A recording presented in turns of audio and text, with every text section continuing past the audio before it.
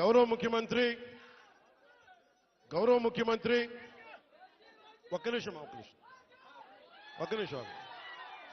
గౌరవ ముఖ్యమంత్రి శ్రీ చంద్రబాబు నాయుడు గారి ఆఫీస్కి వెళ్ళి ఆయన పేషీకి వెళ్ళి ఒకటి తెలియజేశాను. సార్ 70 సంవత్సరాల మనకి స్వాతంత్రం వచ్చిన తర్వాత కూడా ఇంకా పిల్లలు ఇబ్బంది పడతా ఉన్నారు. మన్యం ప్రాంతంలో రోడ్లు లేవు. ఎట్లయినా మీరు అంటే నిధుల కొరత ఉన్నప్పటికీ గత ప్రభుత్వం డబ్బులు సంపూర్ణంగా ఊడ్చేసింది. మీకు మద్యం మీద ధర పెంచి దాని మీద కూడా డబ్బులు చేసుకున్నారు. 25,000 కోట్లు భవిష్యత్తులో ఇంత తాగుతారని చెప్పి దాని మీద కూడా డబ్బులు తీసుకున్నారు. దాదాపు ఎన్నో వేల దాదాపు 15-20 కోట్ల రూపాయలు అప్పులు తీసుకున్నారు. ముఖ్యంగా 3 జిల్లాలకు సంబంధించిన ఆస్తుల మీద. ఇవన్నీ డబ్బులు తీసుకొని కూడా రోడ్డు వేయలేదు. మరి ఏం చేశారు అభివృద్ధి అంటే మీరు ఆలోచించండి. గత కాలంలో ఒక్క మంత్రి అన్నా వచ్చాడా? మీరు చెప్పండి.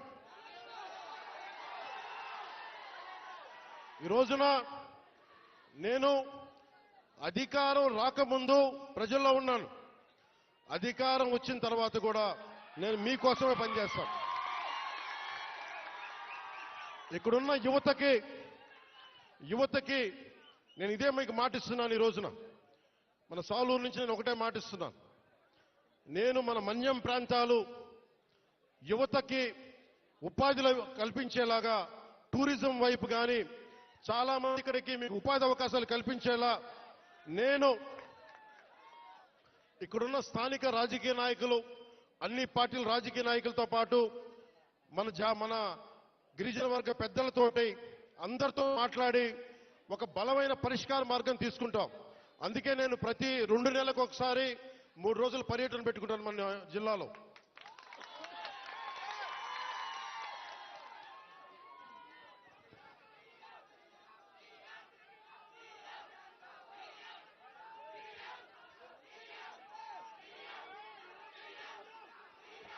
అలాగే మనకి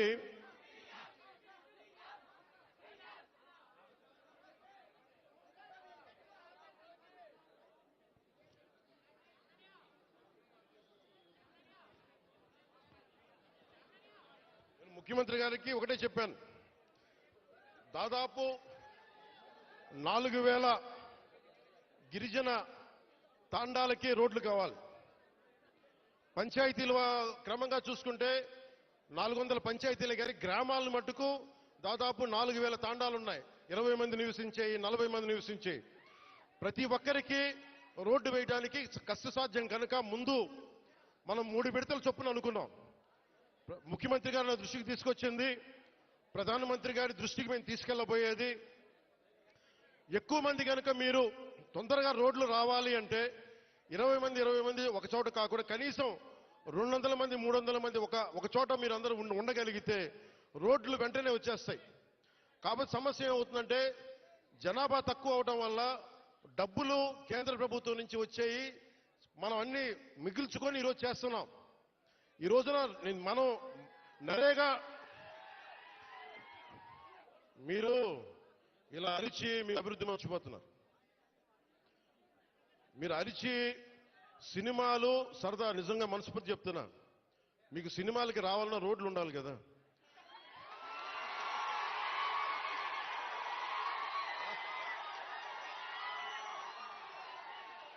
అలాగే మీరు ఉపాధి అవకాశాలు కావాలన్నా డబ్బులు ఉండాలి. డబ్బులు రావాలంటే ఎక్కడి నుంచి చేస్తాం? వెనకాల పెరట్లో చెట్లు కొడితే డబ్బులు వస్తాయా? మనం ఏదో స్కిల్ నేర్చుకోవాలి, ఒక సమర్థత ఉండాలి.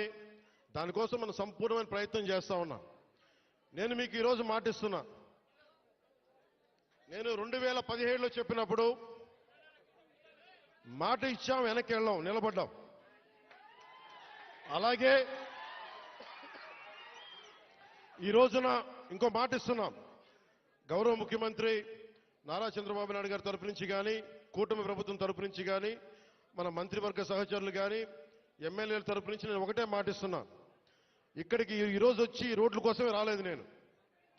మీ కష్టాలు తెలియాలి, మీ బాధలు తెలియాలి. నేనున్నా ఈ రోజున. అలాగే యువతకి ఉపాధి అవకాశాలు కల్పించాలంటే మీకు ఎలాంటి స్కిల్ మీకు కావాలి, ఇది నేను ఒక 5 సంవత్సరాలు చెప్పట్లా.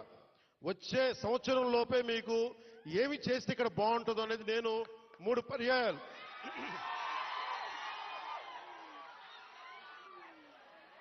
నేను 6 నెలలు అయింది ప్రభుత్వం వచ్చి. ప్రతి 2 నెలలకి నేను మన విజయనగరం జిల్లాలో కానీ, మన పార్వతీపురంలో కానీ, అరకు ప్రాంతాల్లో కానీ, గిరిజన జిల్లాలో కానీ అన్నింట్లో కూడా నేను కనీసం ప్రతి 2 నెలలకి 10 నుంచి 15 రోజులు గిరిజనులతోనే గడపాలి, మన ప్రాంతంలోనే గడపాలని కోరుకున్నాను. ఎందుకంటే మీ అభివృద్ధి నాకు చాలా అవసరం. మీరు ఆనందంతో ఉండాలి. 70 సంవత్సరాల తర్వాత కూడా ఇంకా మీరు మందులకి, ఇంకా మీరు రోడ్లకి, ఇంకా మీరు ఉపాధి అవకాశాలకి బాధపడుతుంటే చలించే వ్యక్తి నేనున్నాం. దానికి స్పందించే వ్యక్తి ముఖ్యమంత్రి గారు ఉన్నారు. మా ఇద్దరి బాధకి మీకు న్యాయం చేయడానికి నరేంద్ర మోదీ గారు ఉన్నారు. మేము ముగ్గురం మీ బాధలను అర్థం చేసుకొని నేను వాళ్ళందరి తరపున క్షేత్రస్థాయిలో మన మంత్రివర్గ సహచరులతోటి ఎమ్మెల్యేల తరపున అందరితోటి కలిసి నేను ప్రతి గ్రామం పర్యటించి కష్టాలు తెలుసుకొని కొంతమంది పెద్దల్ని పిలిచి అవసరమైతే ఎలాంటి అభివృద్ధి ఇక్కడ అద్భుతంగా ఉంది. చూస్తూ ఉంటే చాలా అద్భుతంగా ఉంది. ఉదాహరణకి ఇలాంటి ఇల్లున్న చోట మంచి ఇల్లు చేసి